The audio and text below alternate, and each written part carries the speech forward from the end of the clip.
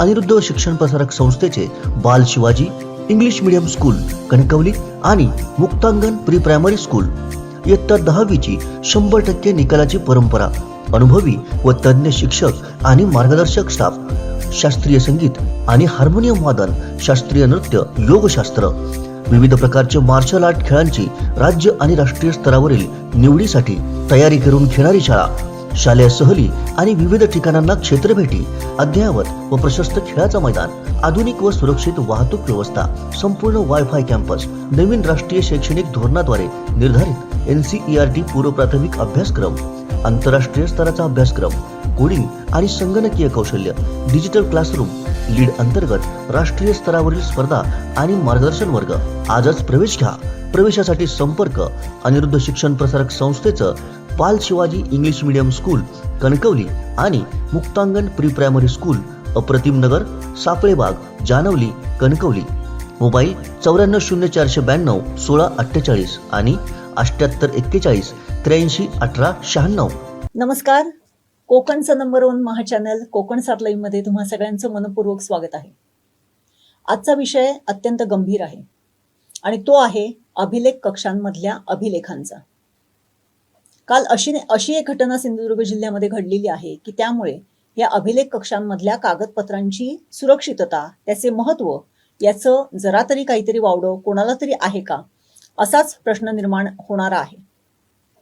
वेंगुर्ले तालुक्यातल्या तहसीलदार ऑफिसच्या बाजूला जे काही अभिलेख कक्ष होता त्याचे अत्यंत महत्त्वपूर्ण कागद काल गहाळ झाले आणि त्याच्यानंतर झालेल्या चौकशीमध्ये असं समजून आलेलं आहे, त्याच्यावरती अजून शिक्कामोर्तब झालेलं नाही, की एका कर्मचाऱ्याने ते कागद रद्दीमध्ये विकलेले आहेत. आणि हे साधे सुद्धा कागद नाही आहेत, तर ते आहेत आकारबंद, आकारफोडपत्र किंवा जे काही म्युटेशनचे जे काही कागद असतील अशा पद्धतीचे जे रेव्हेन्यूशी संबंधित, महसुलाशी संबंधित अत्यंत महत्त्वाचे असे ते दस्तऐवज होते की जे गहाळ झालेले आहेत. आता आपण गहाळ झालेले आहेत याच्याच वरती मर्यादित राहूया, कारण त्याची सगळी चौकशी आहे ती होतीये. परंतु याच्यावरती पुन्हा एकदा हा प्रश्न अधोरेखित राहतो की हे जे काही पुराभिलेख कक्ष आहेत, प्रत्येक तहसीलदार ऑफिसमध्ये आहेत, जिल्हाधिकारी कार्यालयामध्ये आहेत, अनेक ठिकाणी असतात, यांची सुरक्षितता आणि त्यांचं संरक्षण कसं केलं जाणार आहे. खरं तर या पुराभिलेखांमध्ये आपली जी हिस्ट्री असते, आपला जो इतिहास असतो तो दडलेला असतो. मग ते जर ऐतिहासिक कागदपत्र असतील तर इतिहासाच्या अनेक गोष्टी त्या कागदपत्रांमध्ये दडलेल्या असतात. जर ते महसुली कागद असतील तर जमिनींपासून आपले जे काही नकाशे, जमिनींची जी काही दस्तऐवज असतात, त्याच्या खाणाखुणा, त्या जमिनी कोणाच्या आहेत इथपासूनची सगळी माहिती त्या कागदपत्रांमध्ये दडलेली असते. आणि हे कागदपत्र कोर्ट कचेऱ्यांसाठी किंवा इतर महसुली जे काही कामकाज असते त्याच्यासाठी अत्यंत उपयुक्त असतात. परंतु आज आपण बघितलं की हे जे कागदपत्र आहेत हे गहाळ झालेले आहेत, हे चोरीला गेलेले आहेत. हे याचं जे काही बघणं आहे किंवा त्याच्यावरती जो काही वचक असायला पाहिजे किंवा त्याच्यावरती निरीक्षण असायला पाहिजे ते कोण करणार. आणि असे सर्रास जर प्रकार जर व्हायला लागले तर हे महत्वाचे जे दस्तऐवज आहेत, जो आपला ठेवा आहे, तो असाच जर चोरीला जाऊन आगीच्या भक्ष्यस्थानी पडून वाळवीने खराब होऊन जाणार असेल तर याच्या पुढे जेव्हा मागची काही गोष्टी किंवा त्याचं खरं जे काही त्याच्या पाठच्या ज्या काही गोष्टी आहेत त्या समजण्याचं जे एकमेव साधन असेल, जे साधन असेल तेच आपण दुरावून बसणार आहोत. आपण बघतो आपल्या महाराष्ट्रात म्हणा किंवा सिंधुदुर्ग जिल्ह्यात म्हणा, अनेक ठिकाणी म्हणजे जे ऐतिहासिक दस्तऐवज म्हणा किंवा महसुली दस्तऐवज म्हणा हे ठिकठिकाणी मिळून जातात. कित्येक वेळेस जेव्हा असे दस्तऐवज घेऊन लोक येतात त्यावेळेस ते असं म्हणतात की आमच्याकडे भरपूर कागद होते हो, परंतु ते लाकडाच्या पेटीमध्ये ठेवलेले होते आणि कालांतराने त्याला वाळवी लागली आणि ते खराब होऊन गेले. त्यामुळे ते दस्तऐवज आम्हाला आता काही मिळत नाहीये, त्यामुळे आम्हाला मागचं जे काही आहे आमचं ते काय आम्हाला मिळू शकत नाहीये. आणि कोकणातल्या अनेक म्हणण्यापेक्षा दर 5 घरांच्या मागे एका घरामध्ये ही परिस्थिती सर्रास आढळून येते. मग ते दस्तऐवज असतात त्यांच्या जमिनीशी संबंधित, मग ते असतील जुने आकारफोड पत्रक असतील, जुने सातबारे असतील, जुने म्युटेशनचे कागद असतील, पावत्या असतील, कराच्या पावत्या असतील, दस्ताच्या पावत्या असतील की ज्याच्यावरती त्या जमिनीचं स्वामित्व कोणाकडे आहे, त्या जमिनीचा मालक कोण आहे, अशा संदर्भातले ते कागद असतात. आणि ते जर आज मिळाले नाहीत तर अनेकांना आपण जी न्यायालयीन लढाई लढत आहोत त्याच्यामध्ये दुर्दैवाने हार मानावी लागते. आणि हेतुपुरस्सर हे कागद आता गहाळ होऊन जर अशा पद्धतीचं जर कार्यकरण होणार असेल तर त्याला जबाबदार कोण असणार आहे? आपण एकूणच जर सर्वसाधारणपणे एखाद्या तहसीलदार ऑफिसमध्ये जर गेलो तर त्या तहसीलदार ऑफिसमधला जो अभिलेख कक्ष असतो त्याची जर परिस्थिती जर बघितली तर निश्चितच याची जी काही गंभीरता आहे ती आपल्याला समजू शकते. महाराष्ट्र शासनाने दस्तऐवजांचं एक चांगलं त्याचं जतन व्हावं म्हणून मध्यंतरी एक कार्यक्रम घेतलेला होता. तो होता त्या कागदपत्रांचं स्कॅनिंग करून ठेवण्याचा. परंतु स्कॅनिंग करण्याच्या या सगळ्या खटाटोपामध्ये त्याच्यामधून एक असा वेगळा त्रास निर्माण झाला की स्कॅनिंगच्यासाठी जे काही कागदपत्र किंवा जी रजिस्टर या स्कॅनिंग करणाऱ्या माणसांकडे दिली गेली होती त्यांनी ब्लँकली त्या रजिस्टरांचे जे काही मधले जे काही शिवण होती ती कापून ती रजिस्टरांचं स्कॅनिंग करून ठेवलं. परंतु बऱ्याच वेळेस असं झालेलं आहे की त्याला पेजिनेशन नसल्यामुळे ते जे रजिस्टर आहेत ते पुन्हा त्याच स्थितीमध्ये जोडले गेलेले आहेत हे कोणीही सांगू शकत नाही. दुसरी गोष्ट अशी आहे की अनेक दस्तऐवज आपल्याकडे जुने जे होते ते मोडी लिपीमधले होते आणि मोडी लिपीची जाण या स्कॅनिंग करणाऱ्या मुलांना नसल्यामुळे त्यांना ते वाचता आलेले नाहीत आणि त्यामुळे देखील पानं उलट सुलट अशी लागली गेलेली आहेत. त्याचंही कोणीही परीक्षण केलेलं नाहीये. ही झाली दुसरी बाजू. परंतु जेव्हा जेव्हा असे अभिलेख कक्ष आपल्या तहसीलदार ऑफिसमध्ये म्हणा किंवा इतर ठिकाणी म्हणा आहेत, महसुली अभिलेख कक्ष आहेत ज्याच्यामध्ये मोडी लिपीपासून आतापर्यंत म्हणजे 1956 म्हणा नका परंतु अगदी 1850 पासूनचे कागदपत्र काय काय अभिलेख कक्षांमध्ये आहेत ते आत्ता 2021 पर्यंतचे 2023 पर्यंतचे जे कागदपत्र आहेत ते बघण्यासाठी कुठल्याही प्रकारची योग्य अशी यंत्रणा नाही. अभिलेख कक्षाचा अभिलेख कक्षाधिकारी असतो, मात्र ते अभिलेख कसे जतन करावेत, ते जतन करण्यासाठी काय योजना राबवावी किंवा काय त्याच्यासाठी योग्य उपाययोजना करावी याचं कुठलंही ज्ञान या अभिलेख कक्षाधिकाऱ्यांना नसते. कारण त्यांचं जे काही जो पोर्टफोलिओ असतो तो हा नसतोच.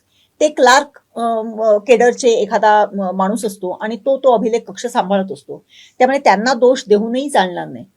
परंतु आपल्याकडे जे अभिलेख जुने आहेत त्या अभिलेख कक्षांमध्ये जर गेलं तर हे अभिलेख अक्षरशः एका कापडाच्या कापडामध्ये गुंडाळलेले असतात आणि त्याची बोचकीच्या बोचकी एकमेकांवरती ठेवलेली असतात.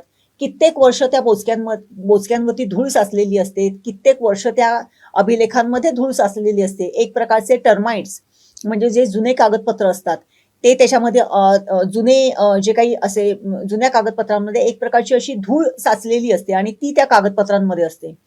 जर आपल्याला एखादा कागदपत्र जर या सगळ्या गठ्ठ्यांमध्ये शोधायचं असेल तर नाकाला पहिल्यांदी काहीतरी बांधावं लागते आणि तरच त्या अभिलेख कक्षामध्ये जाणं योग्य ठरते. कारण त्यामधून जी उडणारी धूळ असते त्यामुळे आरोग्याचे देखील प्रश्न निर्माण होऊ शकतात. असे कागदपत्र जे असतात या कागदपत्रांची जी काही जे त्यांचं जतन करणं आहे ते अत्यंत आवश्यक आहे. त्याचं जेव्हा स्कॅनिंग केलं गेलं त्यावेळेस त्याचा विचार केला गेला नाही की हे स्कॅनिंग आपल्याला पुढे कशा पद्धतीने आपण त्याचा उपयोग करून घेऊ शकतो. कारण आजही जरी स्कॅनिंग केलेलं असलं तरी आजही त्या अभिलेख कक्षांमध्ये अनेक बाहेरची लोक येत जात असतात आणि त्या अभिलेख कक्षांमध्ये त्या कागदपत्रांची स्वतः ते बघत असतात. त्यामुळे मध्यंतरीच्या काळामध्ये अनेक मौलाचे दस्तऐवज या अभिलेख कक्षांमधून गहाळ सुद्धा झालेले आहेत. काही अभिलेख कक्षांमधले दस्तऐवज हे फाडून टाकण्यात आलेले आहेत. सध्या सिंधुदुर्ग जिल्ह्यामध्ये जमिनीच्या व्यवहारांचं फार मोठं लोण आहे.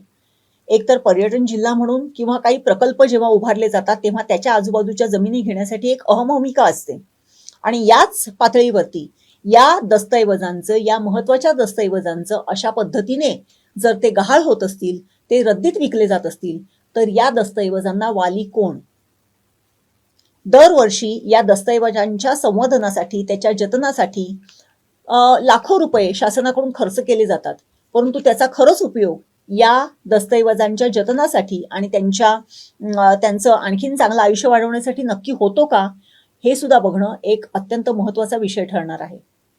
आणि जर तसं होत नसेल तर इतके लाखो रुपये खर्च करून जर ह्या कागदांचं जर जतन होत नसेल तर हे नक्की पैसे जातात कुठे हे देखील बघणं गरजेचं ठरणार आहे. माझं तर म्हणणं असं आहे की पैसे तर आहेतच, परंतु ज्या लोकांचे हे अभिलेख आहेत त्या लोकांची ती अमानत शासनाकडे त्यांनी ठेवलेली आहे आणि ते जतन करणं हे शासनाचं, प्रशासनाचं कर्तव्य आहे. परंतु त्यांच्याकडून ते जर होत नसेल तर त्यालाही जबाबदार कोण याची सुद्धा पडताळणी करून घेणे अत्यंत आवश्यक ठरलेलं आहे. कारण जर इतिहास जर आपल्याला जर बघायचा असेल तर ह्या कागदपत्रांमधूनच तो इतिहास बघता येतो आणि हा इतिहासच जर कुठेतरी रद्दीत विकला जात असेल किंवा त्याची वेगळ्या पद्धतीने विल्हेवाट लावली जात असेल तर पुढच्या पिढीला पुढचं भवितव्य घडवण्यासाठी आणि पुढच्या महसुली सगळ्याच गोष्टींसाठी हे अत्यंत गंभीर असं ठरणार आहे. केवळ ऐतिहासिकदृष्ट्या महत्त्व असलेले कागदपत्रच नाही तर महसुली महत्त्व असलेले कागदपत्र जर अशा पद्धतीने गहाळ होत असतील तर त्याचा योग्य आणि गंभीरतापूर्वक विचार शासनाने आणि प्रशासनाने करणं अत्यंत आवश्यक आहे आणि ती काळाची गरज आहे. अन्यथा आज अशा गहाळ होण्याच्या नावाखाली कोणीही येईल आणि आपलं नाव एखाद्या जमिनीला, एखाद्या भागाला लावून मोकळं होईल आणि त्याला आपण काहीही करू शकणार नाही, कारण आपल्याकडे त्याचं जुनं किंवा त्याचा पाठचा इतिहास काहीही नसणार आहे. आणि हे जे काही हा जो काही परिणाम असेल तो अत्यंत गंभीर आणि लोकांच्या थेट जीवनाशी निगडीत असा असणार आहे. त्यामुळे आता तरी शासनाने ह्या सगळ्या गोष्टींकडे डोळे उघडून बघण्याची गरज आहे आणि याच्यावरती ठोस अशी उपाययोजना करण्याची गरज आहे.